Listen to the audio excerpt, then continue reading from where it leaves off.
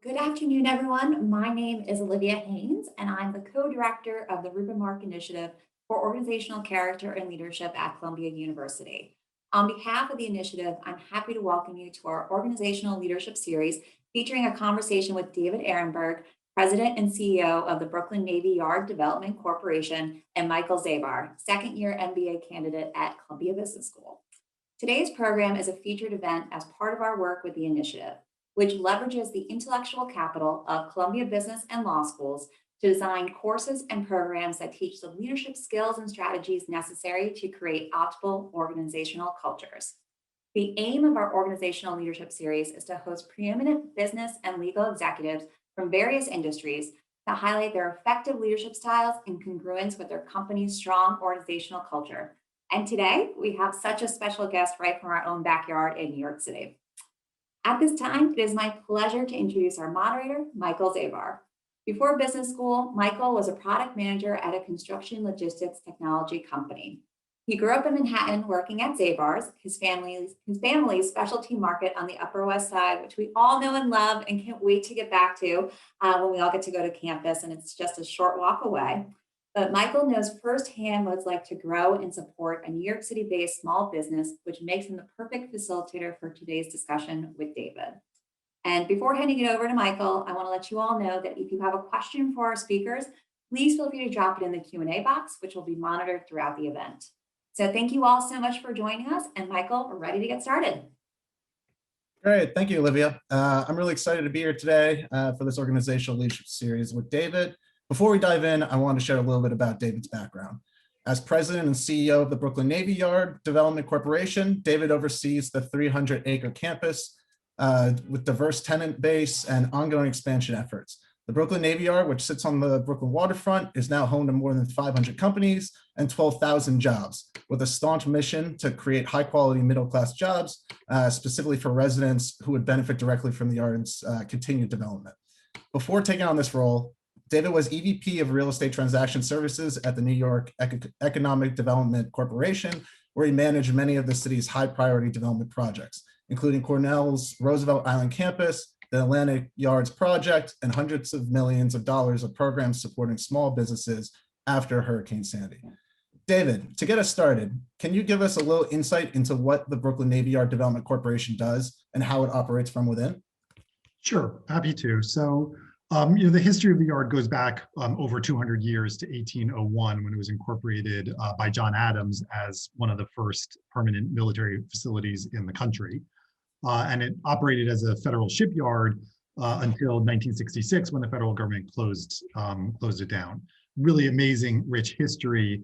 But what's important for our current operations is the jobs. And at its height during World War II, there were 70,000 people who worked at the Brooklyn Navy Yard. 70,000. That was 0.2% of the American workforce worked within the four corners of the Navy Yard.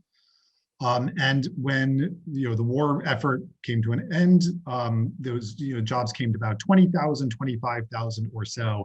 And then in 1966, when the federal government closed the facility down, those jobs went down to 100 or so. And there were a lot of reasons why New York City, and particularly Brooklyn, where I'm from and grew up, fell on hard times in the 70s and 80s, but the deindustrialization of the waterfront was a big part of that. And you just think about what a community goes through when its primary job center goes from 70,000 jobs to 100, and it's pretty dramatic, and you saw the effects. When the federal government closed the facility down, the city purchased the land from the feds.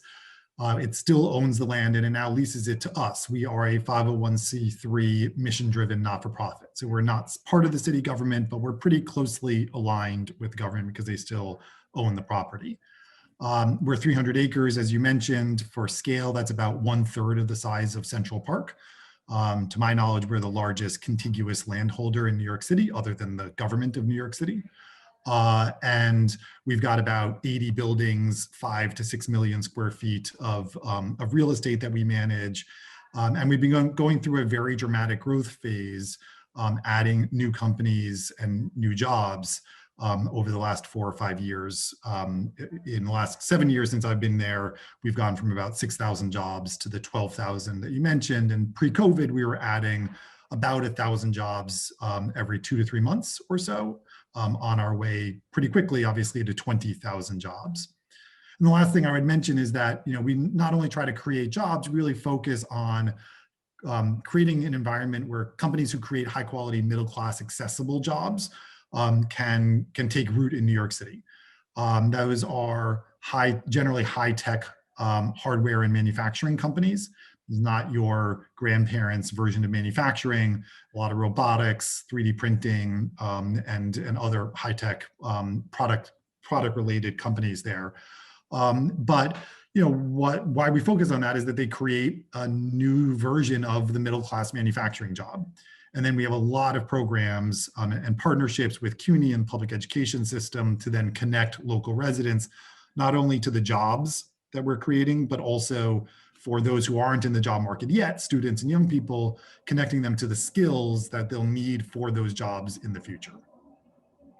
Awesome. I think that's really great context and background about the yard, and it sets us up really nicely because it shows a lot of the different dimensions of the Navy Yard. A big focus of this series is talking about leadership. So I think I want to start off by asking you to share a little bit about the values that have shaped your leadership style and how you've really developed as a young leader. Yeah. Happy to do it. And as you mentioned, I kind of still think of myself as a young leader. I've been in this role for 7 years, but still certainly feels like I'm learning how to be a leader. I think I'm going to maybe answer your question a little bit roundaboutly, but I really think that leadership needs to come from within, and there are different styles. And as a young leader, you need to really figure out what base style works for you. I kind of think my upbringing and my childhood and being the younger child helped influence kind of a lot of the elements of my personality, and that I have to be true to that in my leadership style. What I've learned through that evolution, though, is that leadership is hard because you have to be a lot of different things you have to be different things to different people at different times. And that puts a strain on you as an individual to stay true to who you are and your basic personality and your leadership style, but also be nimble enough to adjust and to compensate for your weaknesses or areas where you may not be as naturally inclined to one element of leadership. I think taking honest stock of that is extraordinarily important as you hone your leadership ability, because leadership is like any other skill. It's got to become muscle memory. It's got to start becoming natural. But what's natural to you day one of leadership may not always be your best, the best outcome, the best approach. And so really being honest with yourself and doing the self-evaluation examination of why do I react the way I do in certain situations, and is that really optimal? And then how do I compensate? How do I get myself into a headspace where I can compensate for the things that don't necessarily come naturally to me? And then over time, those things start coming more naturally. To more specifically answer your question, like I mentioned, I was a younger child and a very strong older sibling. And so I'm very naturally a consensus builder. And that's the leadership style that I bring to the office, and just kind of, and where is my skin? And I think that that's an effective leadership style. And I think you hear from a lot of leaders that they're there to build consensus, to build a strong leadership team around them that have different opinions, to make sure that they work well together, that they can voice differences of opinion in ways that don't get personal, but still voice the difference of opinion, and sometimes have arguments as long as it doesn't get personal, and then build to consensus. And that's what I do naturally. And I think, and that's my strong suit. when it comes to leadership. But like I said, what I've had to learn is that there are other elements of leadership that are also extraordinarily important that I've had to, train myself very consciously. And still, when I'm going into a meeting where I know it's gonna, this requires a slightly different approach, I gotta like take a minute and I stop outside the meeting like, okay, you're putting on this other hat today, and so being nimble like that, being flexible and starting from within, I think is extraordinarily important. But as a consensus builder, what I've also found is really important is to also have the inner strength and the courage of your conviction, and that consensus building is important in leadership, but making final decisions and aligning everybody to those decisions is just as important. And so, I've had my leadership style described to me by somebody who I really, really respect as kind of humble confidence. And that's the kind of approach I try to bring, right? Like I never want to be the smartest person in the room on a particular topic. If I am, I probably haven't done my job and I probably haven't gotten the right team around me. And so I approach it that, with a real humbleness, but also you've got to have the confidence to say, okay, I hear the difference of agreement, difference of opinion. This is what we're doing. We're moving ahead, and in a couple months we'll reevaluate if needed. But we're moving ahead as a team. So that kind of combination and balancing, I think, is really important, and I think is kind of how I've developed myself over the last couple of years. Yeah, and I think this idea of self-reflection and particularly nimbleness has really never been more crucial than during this pandemic, because if there was ever anything that resembled a playbook in the past, that all kind of got thrown out the window. So can you talk a little bit how your leadership skills were tested during the pandemic and how you had to change some of those leadership skills accordingly? Yeah, and I would add the events of the summer and the Black Lives Matters movement, and how much that has emerged as such a central force in not only the culture, but also the lived experience day in and day out, moment to moment of so many people. We have a very diverse workforce at the Yard, and our employees of color, in particular our Black employees, have really struggled in many ways. They've been uplifted and empowered through the course of the summer, but there was a very particular challenge that arose during the summer, and certainly continues. I think we were lucky. I think I've been very lucky to have my first leadership experience at the Navy Yard, because while we have our challenges, and certainly COVID has tested us, and there were real moments where cash flow was a question and we had to manage it very actively around those issues, in general, we're kind of playing on offense. Not by any planning on my part, stepped into a role where things were going well and people liked us. And, we do real estate in New York City, which is generally kind of a blood sport, but our local elected officials love us. And, I'd come from doing these big, complicated projects where often they were controversial, and I would go to meetings and not always be the most popular person in the room. And that's just par for the course in New York City and economic development. And came to the Yard and everybody loved us. I still remember the first meeting I had with the local elected officials, and it ended in applause. And I looked around, I was like, what happened there? That's not supposed to happen. So whether it be in our finances or the politics around us or our basic operations, we're doing well.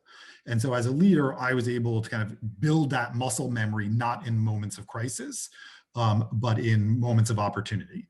And that has really been invaluable to me, and something that I advise young leaders, and particularly young leaders at the Yard, who are eager to not necessarily move on, but we have a bunch of A-type gunners at the Yard, and those are the people I recruit and who we want working for us, and it means that they move on at some point. And at this point, we've had 4 people leave us to go run their own not-for-profits, which I see as a great victory for the team that we've built. But what I've advised them all is, don't rush out of here too quickly, right? Let's build your leadership capability here, so that when you step out and you may not be as lucky as we are here, that we're, everything's going well, that you've developed some of that voice, you've developed some of that instinct and muscle memory. So, that's, I've been very fortunate in that. And so it felt like I entered COVID with a pretty good toolkit and we entered COVID in a pretty good position. And so there's been challenges, but we have not experienced the same challenges as other not-for-profits do. We have not had to go through layoffs. We've kept our employees on full-time, our union employees who manage the buildings and all of that. They're working part-time now, but we're paying them full-time. And so, we've been lucky and blessed in that. But, I do think, the crisis, it's certainly the working remotely has been a challenge. And I think will continue to be a challenge. I certainly believe that people will be coming back and working in offices. Again, in the near future, but I think remote work will be a real part of the workforce going forward on a limited basis. And being a good leader and manager in that environment is something I still, frankly, have not entirely figured out. Zoom meetings are just different, and it's much harder to have productive conversations and develop new ideas and have those disagreements where you're hashing things out over Zoom rather than when you're in a room and then can, do those social connection, chit chat, networking, whatnot to kind of repair any hard feelings or kind of get around those disagreements. So I'm still learning there. And then, on the events of the summer and the Black Lives Matter, I think I've had to really revert back to that humbleness, and just, being totally frank about it as a white man. I can't understand what all of our employees are going through. I can't have the answers. As a leader and as a young leader, you want to have the answers. And in moments of crisis and in moments of where your employees are, need something from you, I think the instinct is wanting to have an answer. And I've had to own, and we've had all staff meetings where I've just said, like, I can't have these answers. I can't, write the consoling email that is going to fully answer these. All I can do is listen and try to align the work of the organization in new ways that answer the challenges of our moment and the challenges that our employees are raising to us. But I need others to show me that way, because I wasn't born to it. And that runs across a lot of personal things for me and a lot of professional things. But if, I think that humbleness is something I've tried to wear on my sleeve and just be honest about.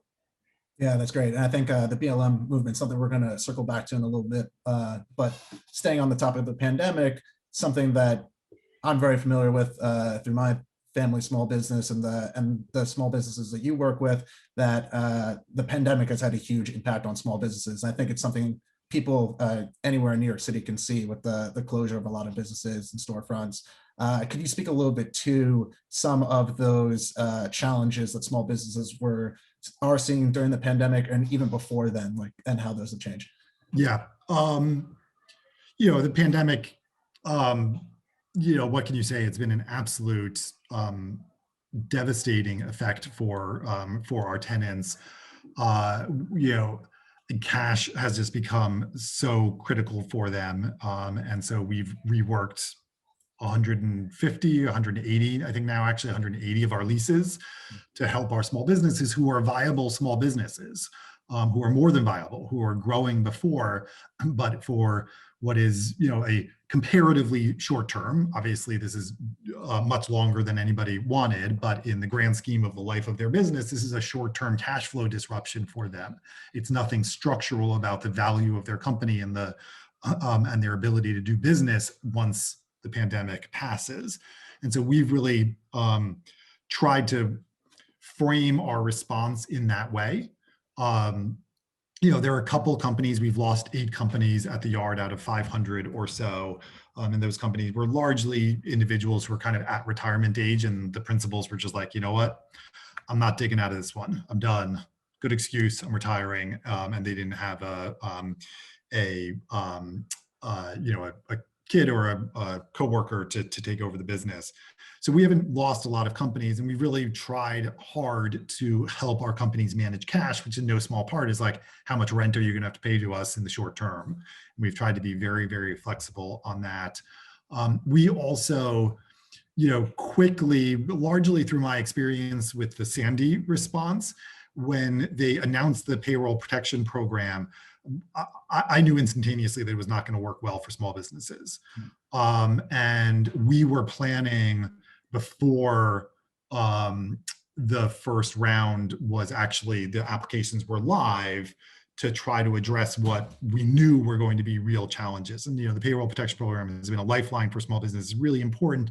But in the first round, and to some extent the second round, what you saw was that because they were running it through the big banks, which they absolutely had to, right, to get that hundreds of billions of dollars out on the street, there was no other infrastructure other than the big banks to go through.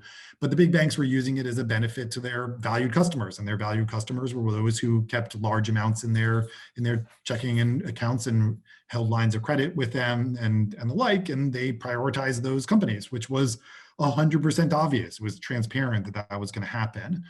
And we knew that our small businesses were not going to be well served by that. And so we pivoted 5 or 6 employees to start working with our small businesses and to find alternative lenders who would help our tenants get the PPP, because they were nonprofits and they were responding to a different set of incentives. And we were able to get 100% of our eligible tenants the PPP. So, that kind of focus on the short term and the cash flow has been extraordinarily important.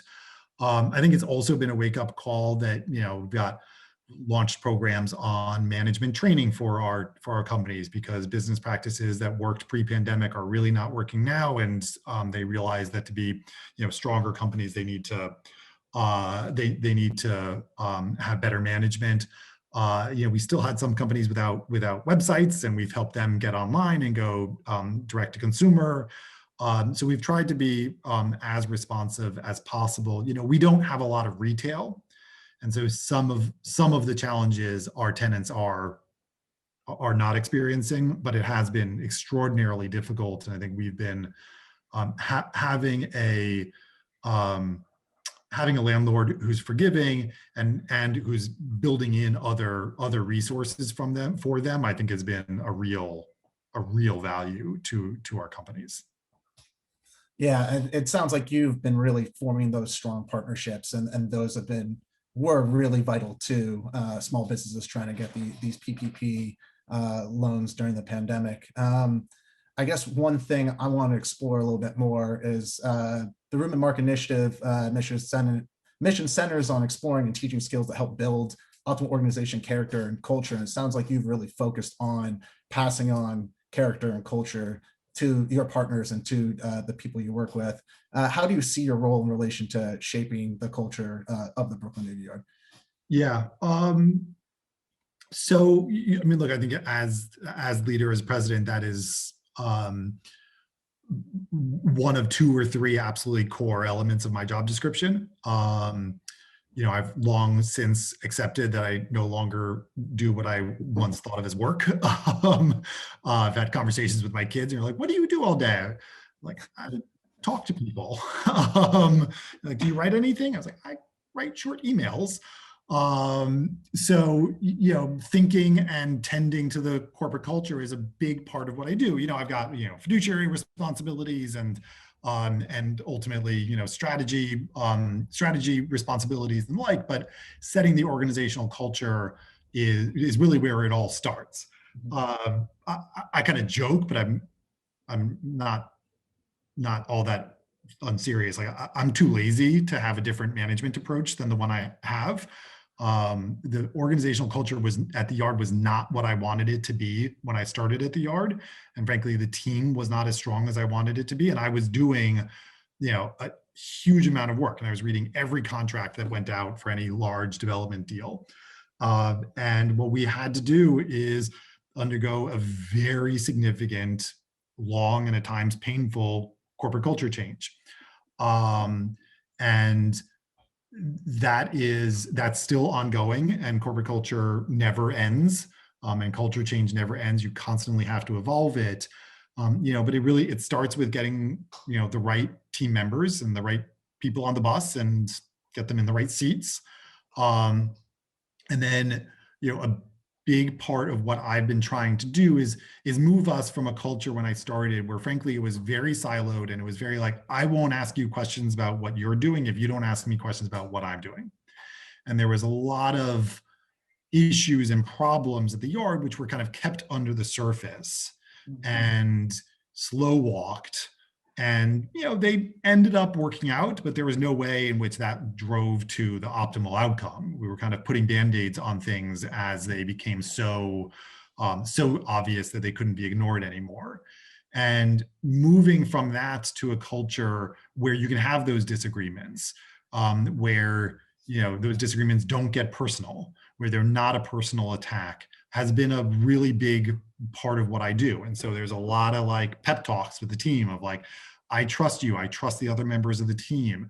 If you've got an issue with them, you got to go and you got to talk to them about it. And I know they're gonna meet you halfway, and they're gonna explain why it can't work exactly the way you want it to work, but you'll work out a solution. And if they don't, then let me know, because then I'll have a conversation with them. But I'm totally confident that I'm not going to have to do that anymore. So I see my role as really helping the other senior leaders in the organization get comfortable with that, with that tension, and with that, trusting each other, that they can solve the problems themselves. And then, largely working with them to identify the strategy direction. And then, it's trite and every leader says it, but like then getting out of their way, being there as a resource, being there as a thought partner, but then otherwise empowering them to drive their projects and their processes forward, and in fact to drive them farther than I would. And it's kind of a catchphrase I have of like, make it my problem, right? Like, you push your work, your idea forward, and when it comes to okay, I need some budget for this, then put it on my plate and tell me like, I need budget for it, I need a head count because we're doing all this great stuff, and make it my problem to like match your progress. Yeah, that's incredible. And I think one thing that's shifting gears a little bit and thinking about the impact that creating this kind of community impacts local communities. I was curious how you think about redevelopment in a way that supports local communities, particularly because gentrification is something that's a hot topic when it comes to development. And rather than gentrifying those areas and pricing people out, how are you thinking about ways of actually supporting local communities through these local businesses? Yeah. Let me take one aside, since we're talking to business school folks and law school folks, and you guys are going to be the leaders of the future. When I was describing the rent forgiveness and abatement and deferrals, I wanted to say, and I'll come back to your last question as well, because I think they're parallel. We did that because we're a nonprofit and we want to support our small businesses, and we have a dual bottom line, but we also did it out of enlightened self-interest. And we were very early out of the gate with a comprehensive rent deferral and abatement program, which started at just 2 months. Which in March or April, we all thought maybe it was going to be over that quickly, and has since expanded pretty dramatically. And we did that, again, partially to support our businesses because we're nice, but also because we knew that these were long-term viable businesses, and we needed them to exit the pandemic in strong financial position, because a lot of our real estate, when we bring new real estate online, is taken by existing tenants who are expanding. And as a landlord and just an ongoing concern, it served our purpose financially to really rise to the I'm sorry. something's happening on my computer,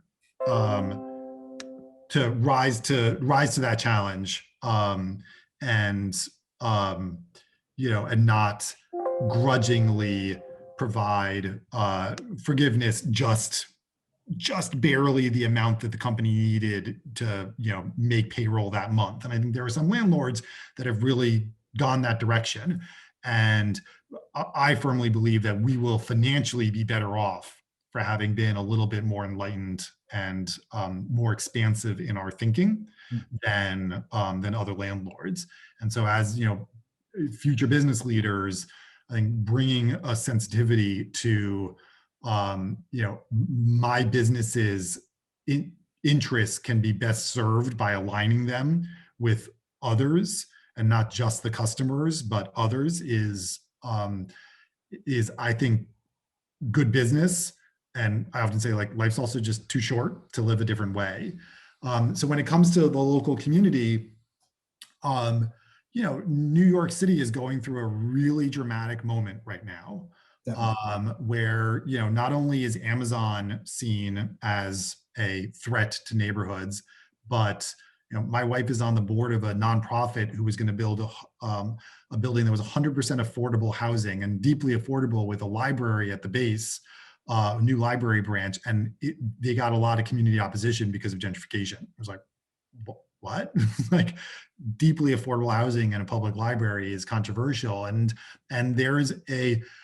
you can look at that and kind of throw up your hands and be exacerbated by it and say, I think personally the Amazon outcome was a terrible blow for New York City, and something we will regret, and we currently are regretting, and will continue to regret.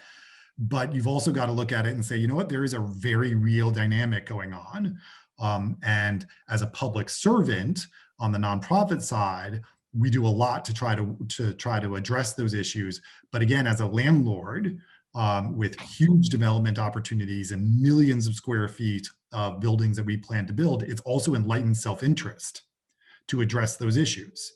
And I think New York City real estate and many industries across the board need to grapple with these issues.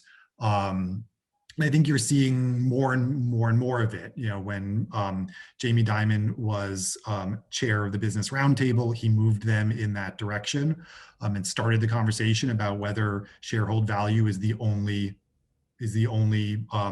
goal of a publicly traded company. And I think that is something that's long overdue, and a conversation that needs to be had, and some deep thinking needs to go into that. Again, so we as a nonprofit, we have the luxury of not having shareholders, and can do some really innovative stuff. But what we're trying to do is create a model that's replicable, not just by organizations like us, because there are not many like us out there in the country, where we own 300 acres of extraordinarily valuable real estate, but that could become a model for other central business districts, either because the companies in it take the leadership themselves, or through public-private partnerships, they create this same environment that we're trying to create within the yard. So historically, what we focused on is jobs and connecting local residents to those jobs. We've, over the last 7 years or so, really evolved that work to say we've also got to address the skills gap, because the skills required for the jobs of the yard are changing dramatically and are going to continue to change. And even if we remain dedicated to manufacturers, the reality is that to run a factory floor now, you've got to be a roboticist to some extent, because all the pieces of machinery in there are robots. And doesn't mean you need a college degree, certainly doesn't mean you need a graduate degree, but you need to be computer literate, you need to be numerically literate, and you need some project management skills. And so we've developed a whole suite of programs around that. We've got a lot of partnerships with the CUNY system. We actually opened a new high school. We designed and opened a high school with public high school in partnership with the Department of Education, but one where we designed the whole school and the whole curriculum. And it's kind of a next generation career and technical education high school. So we've really been leaning hard into those skills. And then more recently, and this predates the summer and the Black Lives Matter movement, but has certainly taken on new urgency. And our staff, and particularly the young staff of the Yard, has really pushed this forward a lot more. We've started thinking about the entrepreneurial opportunities at the Yard and to whom those opportunities are available, and what we need to do to change that dynamic. And I don't want to get too small bore, but I'm gonna try your patience and go into a little bit of detail for a minute or so. So in real estate, there are a couple of core terms to a deal. There's obviously the rent, but there's also what's called tenant improvement allowance, which is the money the landlord gives to the tenant as they move in to build out their space. And that can be a real amount of money for landlords. It can be hundreds and hundreds of thousands of dollars for small spaces, and then obviously a lot more for big spaces. We're a nonprofit, and we've historically not had a lot of cash liquidity. Because we keep our rents low, and we just, we had a couple $1 million when I started. We've got more than that now, but cash was always sensitive for us. And so we did deals where we provided less tenant improvement allowance and gave better terms on rentals. And what we've had to grapple with, and we've had a real moment internally at the Yard, is like looking introspectively and saying, okay, what does that actually mean? What that means is that if you're an entrepreneur and you've got family money, or you have some means to afford a couple $100,000 of tenant improvements that we're not going to help you with as a nonprofit, you then get access to the Navy Yard. You get the lower rents, you get a forgiving landlord, you get all these programs and the employment services that we provide, and you get all these benefits. But there's a gate there that we've put up, and there is a undeniable inequitable element to that. And it's not something that we did intentionally, and it's not something that we were even really conscious of. But when you talk about implicit bias and you talk about structural racism, I think every institution really needs to look at itself and say, intentional or not, what are the structures that we've put up for whatever business reason that we've put them up for that could have some unintended impact and disparate impact? And we've had a moment where we looked at ourselves and we looked ourselves in the mirror and we're like, that's a problem. Like, that is fundamentally a problem, and we've now dedicated ourselves to trying to address that. So kind of coming full circle, we've historically thought about jobs and then skills, and now we're thinking about entrepreneurial opportunities and helping people build the wealth. But we've had to do some really deep thinking and some really honest soul searching about what we do and why, and what effects they have that those policies have on different communities. Yeah, that's incredible. I know you've been talking about how BLM had an impact and your focus on racial justice. So it's great that you're taking those initiatives. I guess one follow-up question, or moving on to looking back at your career, we talk a lot about kind of lessons that you learned when it comes to leadership that would be helpful for the audience, or not necessarily leadership, but just what would be helpful for looking forward for alumni, administrators, students, faculty, any words of advice that you have before we kind of move into more Q&A. And people in the audience, feel free to submit your questions on the Q&A so we can get your questions addressed. Yeah. So, I would just, it may not be advice, but it may be imploring that, there's, we have a saying at the Navy Yard, right? We're trying to create this model for equitable economic development that can be exported. And another mantra we use is, if not us, then who, right? We have 300 acres on the Brooklyn waterfront. It's an invaluable asset, and we should be leading the field in these things. And I would kind of pose that to the students, right? If not Columbia law and business students, who? Who's going to grapple with these big, thorny issues? And I think these are really big issues that confront our society, and the loss of middle-class jobs and the squeezing of the middle class, both in terms of employment opportunities, but also, all kinds of other things in the financial sector, et cetera, these are existential challenges to our country. And I think having people of all stripes in the public sector and the private sector taking honest stock about what we all collectively need to do to create an economy that addresses these challenges and isn't shy about them is something I would like kind of implore the audience to think about and continue to think about throughout your career. The career advice I give to all, everybody at the Yard and, the young people who I speak to pretty regularly is, my experience was really that nobody's going to care about your career as much as you do, and you've got to take full ownership over that. Everybody hopes to find a mentor. Very few people find mentors in life. In reality, some more people find sponsors, people who will say nice things when you're not in the room to people who are important and kind of think of you when a job opportunity comes up and give you a call. That's more common, but true mentorship, I think, is relatively uncommon. And the getting yourself into a position in a big company, in a small company, wherever where you can flourish, is nobody's responsibility but yours. And I see a lot of young people really grow frustrated and disillusioned when their employer doesn't do everything they feel like is appropriate. And that's a legitimate feeling.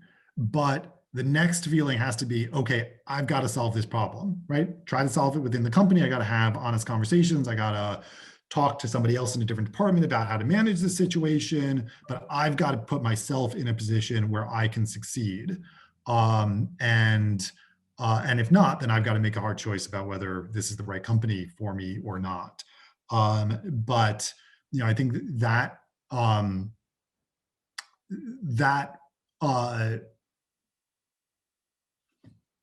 tendency to kind of rock back on your heels and wait for the right thing to happen to you is a problem, and something I really do advise people to avoid. The other piece of advice is, there is an element of like, you got to put in your dues, fair or not. And so that may kind of run somewhat counter to what I was just saying, but like there is an element where, fair or not, employers are slightly slower to recognize your efforts, and you got to really like put it right in front of them and make it undeniable. If they're still not recognizing and getting you into the next level up and the next level up, then you got to have those hard decisions. But this is every generation, but there is definitely a generational divide. Again, it happens in every generation, but I think there is definitely a generational divide right now, where younger employees are coming into a job market where managers have preconceived notions about the younger generation, and you got to put in your dues and prove them wrong.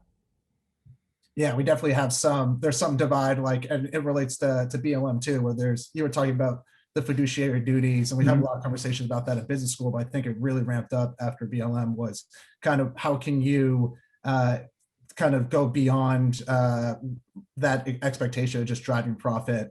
Right.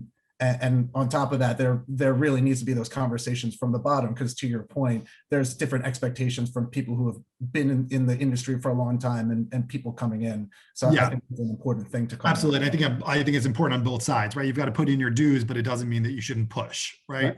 And so getting that right balance is really important. Last piece of advice is, in my personal experience, and in a lot of people whose careers I've watched as they've kind of blossomed, perhaps the single most important skill that you need early on is upward management skills.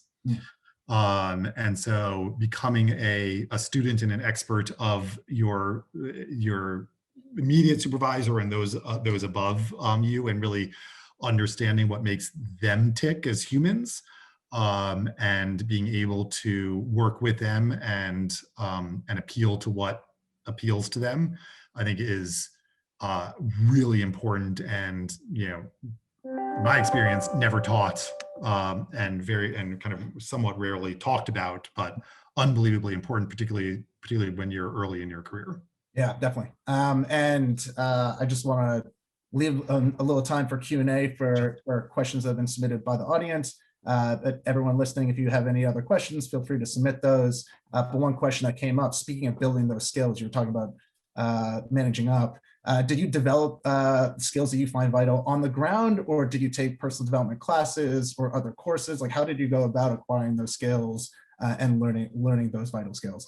Yeah, a combination of both. Again, I think I'm naturally relatively self-reflective, and so a lot of it was was just living it and experiencing it and kind of figuring out what worked and what didn't work.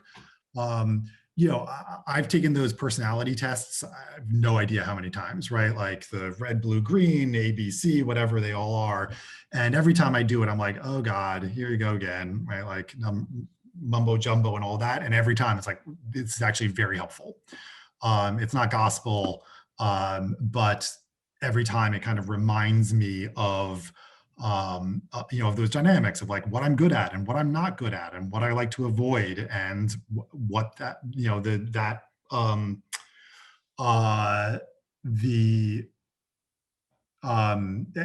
how that gets in my own way as a leader. So, I've done a lot of those trainings. I've not like gone back to business school or anything like that. Times I think I should. A lot of reading, which kind of helps with their self-reflection. There are a lot of great podcasts out there that kind of go into organizational psychology and behavioral economics and things like that, which I've found extraordinarily helpful. And then, and I've worked with a management coach, which I found extraordinarily helpful. It was like therapy, and like really, really, really helpful to have a moment where you can kind of step away from yourself and see yourself through somebody else's eyes. And that's been really important as well. Everybody, when they go through a leadership transition, realizes, well, like, I'm not getting invited out to drinks anymore by the staff, right? And everybody goes through that moment. But that divide is something that's really, it's hard, and it's part of why leadership is hard, is that it's very lonely. But the way that ripples is really interesting, and how you walk into a room as leader and change all of the dynamics in the room. And when you say something in passing, and people are like all of a sudden taking it seriously and going on and like launching a new project just because you said, and this happened to me, said something in passing to somebody, and then like 2 months later, I had a meeting on my calendar. I was like, what is this meeting? And they're like, oh, it's that project you asked about. I was like, oops, didn't mean that.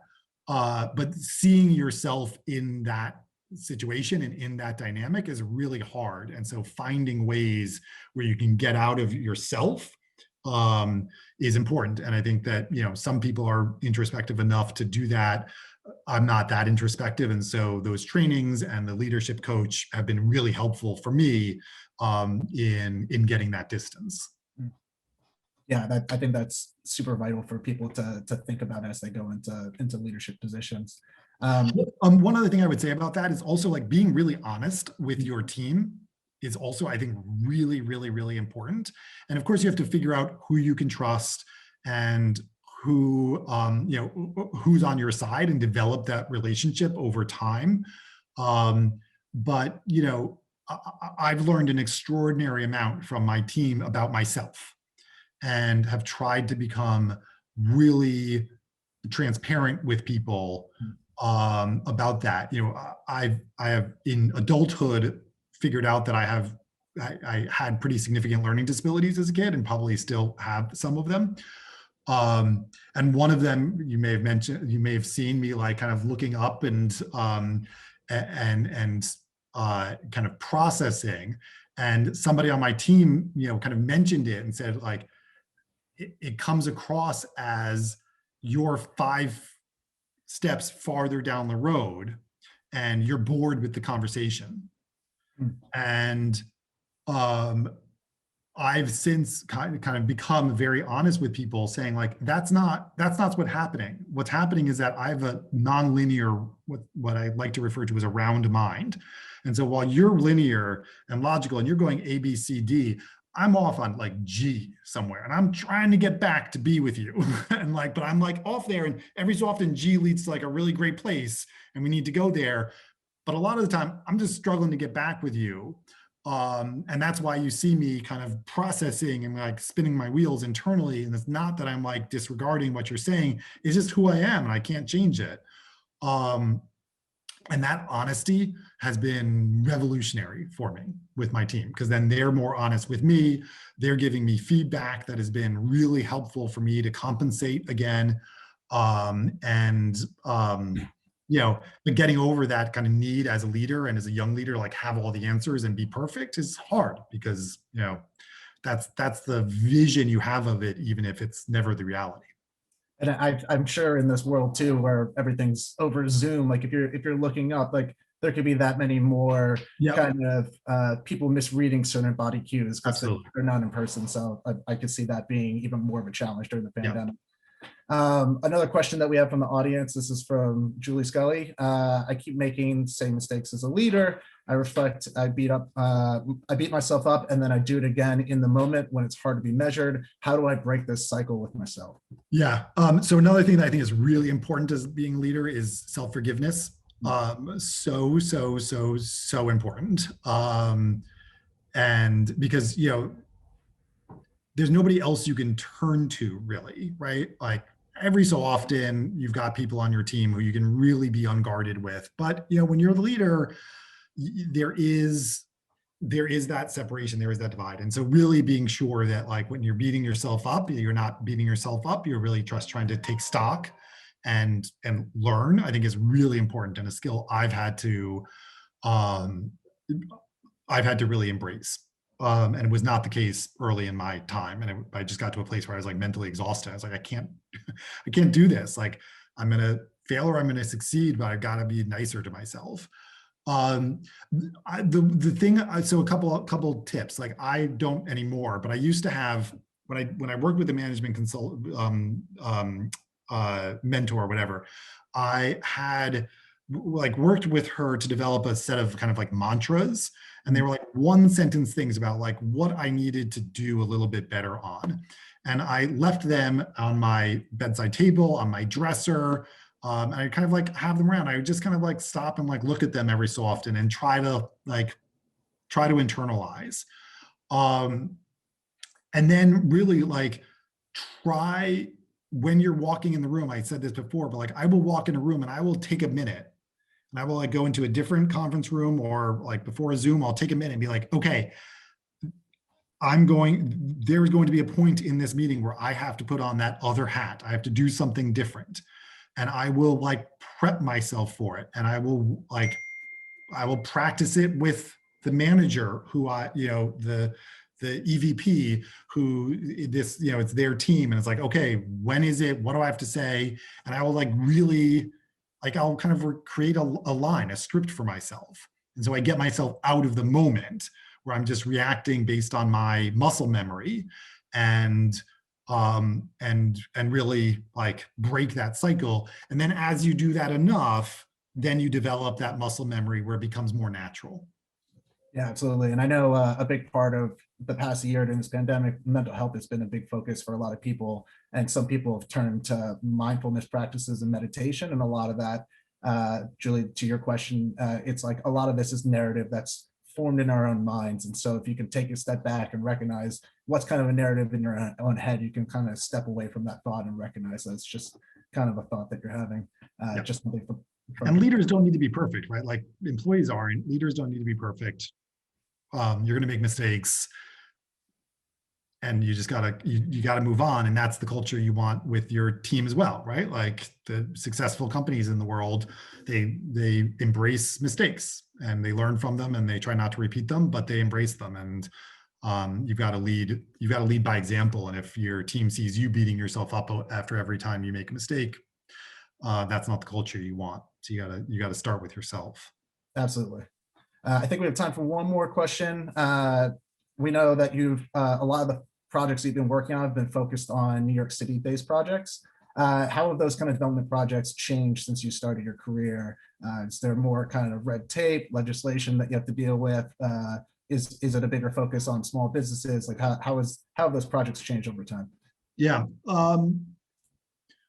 I think this is somewhat of the same answer that I gave before, where the question of equity and the question of how this project is really going to affect the local community has gotten so much more dramatic, so much more attention, and so much more of a kind of a gating yes/no issue.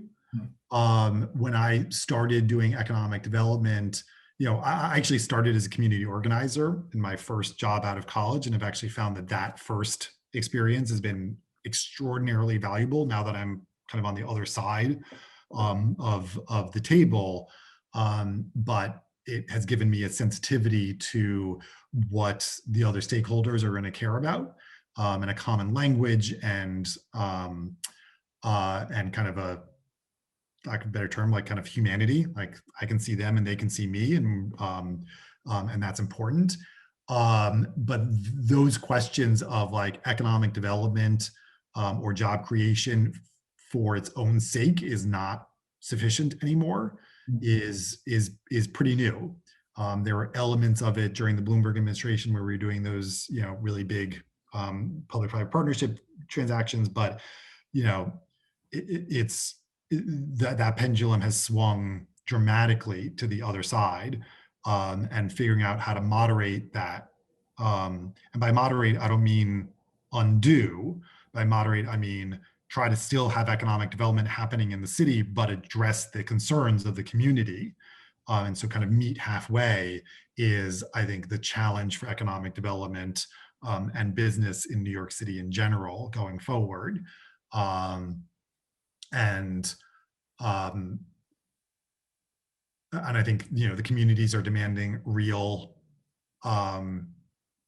answers, and I'm not I think we at the Yard are trying to develop a set of tools that could be at least part of the answer to those questions. But I think in general, the public sector and the private actors in these projects, they're running into roadblocks and buzzsaws because they don't have sufficient answers. And I think that's the hard truth of the matter. The communities are asking hard questions, and there is not, who's going to get these jobs? Are these jobs going to be for individual in the local community, or is it just gentrifying? And the answers aren't yet good enough. And that's the challenge for us. I think that's a perfect note for us to end on, because we're just up against time. But Dave, I want to thank you for taking time to speak with us today, and to everyone in the audience who attended, thank you for joining us. Yeah, this was great. Thank you so much.